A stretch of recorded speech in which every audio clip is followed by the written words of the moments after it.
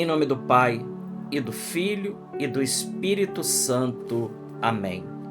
Evangelho de Jesus Cristo segundo São Mateus. Glória a vós, Senhor. Naquele tempo, levaram crianças a Jesus, para que impusesse as mãos sobre elas e fizesse uma oração. Os discípulos, porém, as repreendiam. Então Jesus disse: Deixai as crianças e não as proibais de vir a mim, porque delas é o reino dos céus. E depois de impor as mãos sobre elas, Jesus partiu. Palavra da salvação. Glória a vós, Senhor. Queridos irmãos, neste sábado, dia 17, eu já gostaria de pedir a você que se inscrevesse, comentasse, compartilhasse, deixasse o seu like. Eu gostaria de tomar licença hoje também, que a gente pudesse hoje meditar a primeira leitura, porque quando li a primeira leitura da liturgia de hoje, eu vi que essa leitura tem algo muito importante e muito necessário para os dias de hoje. Então, vou ler aqui textualmente para que a gente possa meditar um pouquinho essa primeira leitura do profeta Ezequiel, que é maravilhoso. A palavra do Senhor foi-me dirigida nestes termos: Que provérbio é esse que andais repetindo em Israel? Os pais comeram uvas verdes e os dentes dos filhos ficaram embotados?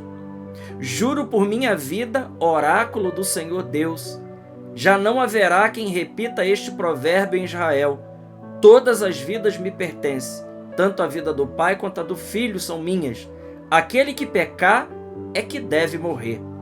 Se um homem é justo e pratica o direito e a justiça, não participa da refeição de rituais sobre os montes, não levanta os olhos para os ídolos da casa de Israel, não desonra a mulher do próximo, nem se aproxima da mulher menstruada, se não oprime ninguém, devolve o penhor devido, não pratica roubos, dá alimento ao faminto e cobre de vestes o que está nu, se não empresta com usura, nem cobra juros, afasta sua mão da injustiça e julga imparcialmente entre o homem e a mulher, se vive conforme as minhas leis e guarda os meus preceitos praticando-os fielmente, tal homem é justo e com certeza viverá. Oráculo do Senhor Deus. Mas se tiver um filho violento e assassino que pratica uma dessas ações, tal filho de modo algum viverá, porque fez todas essas coisas abomináveis. Com certeza morrerá. Ele é responsável pela sua própria morte. Pois bem, vou julgar cada um de vós, ó casa de Israel, segundo a sua conduta. Oráculo do Senhor Deus. Arrependei-vos, convertei-vos de todas as vossas transgressões, a fim de não terdes ocasião de cair em pecado. Afastai-vos de todos os pecados que praticais. Criai para vós um coração novo e um espírito novo.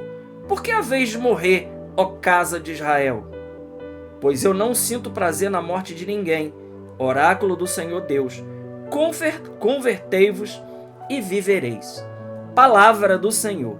Graças a Deus. Meus irmãos, essa palavra é uma palavra importantíssima para cada um de nós. Por quê?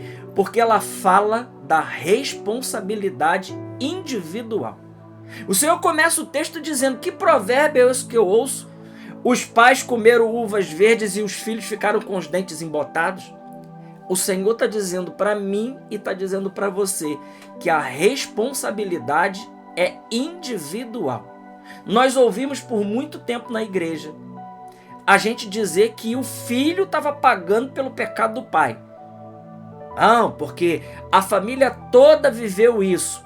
Jesus está dizendo aqui, o Senhor Deus está nos dizendo que a responsabilidade é individual.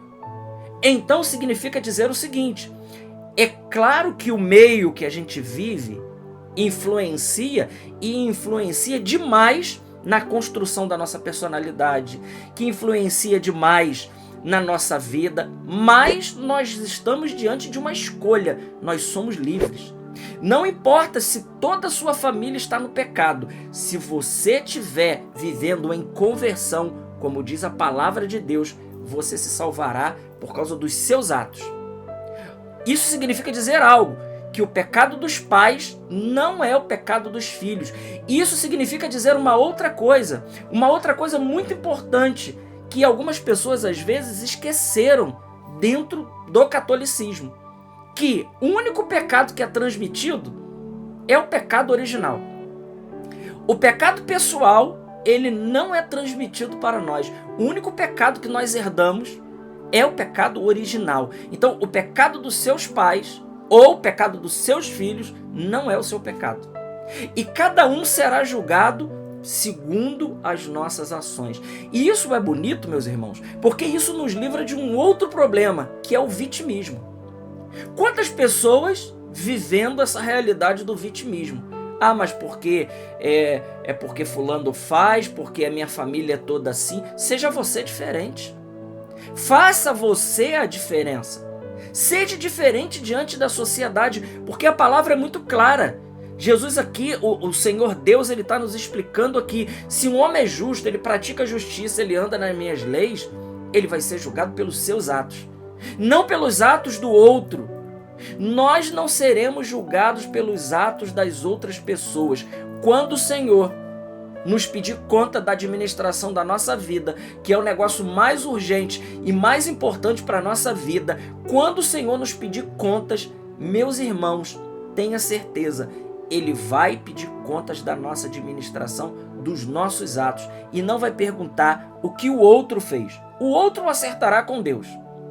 O outro acertará com o Senhor, mas nós temos uma responsabilidade individual. Então, me desculpa, meus irmãos, mas aquela síndrome de Gabriela, eu nasci assim, eu cresci assim, eu vou morrer assim, isso não se aplica à palavra de Deus. Isso não se aplica à palavra poderosa do Senhor, que diz que o Senhor, ele vai julgar a cada um de acordo com as vossas atitudes. E veja, o texto de Ezequiel termina dizendo: eu não sinto prazer com a morte do pecador. Antes eu quero que ele se converta e mude de vida. É isso que o Senhor quer. O Senhor quer que a gente se converta, e que a gente mude de vida, porque nós seremos julgados pelas nossas ações e não pelas ações dos outros. Então, vamos tirar do nosso coração essa questão de que a minha família toda viveu isso e também isso vai acontecer comigo. Não. Se você viver em amizade com Deus, se você viver uma vida de santidade, se você viver uma vida de sacramento, uma vida de oração, uma vida de piedade, nós nos salvaremos pelas nossas atitudes e não as atitudes dos outros. Infelizmente, tem pessoas que não vão querer mudar. É uma realidade. Tem pessoas que não vão querer mudar, queridos irmãos. Paciência, nós estamos rezando por elas, mas nós precisamos saber que a responsabilidade da nossa salvação e da nossa vida é algo individual. E que Deus, Ele quer para cada um de nós a conversão. Deus quer que eu e você, que nós nos convertamos. Deus quer a conversão minha, Deus quer a sua conversão, Deus quer que a gente mude de vida e que a gente progrida em santidade e em justiça diante dele. Deus abençoe sua vida grandemente. Glória ao Pai, ao Filho e ao Espírito Santo, como era no princípio, agora e sempre. Amém.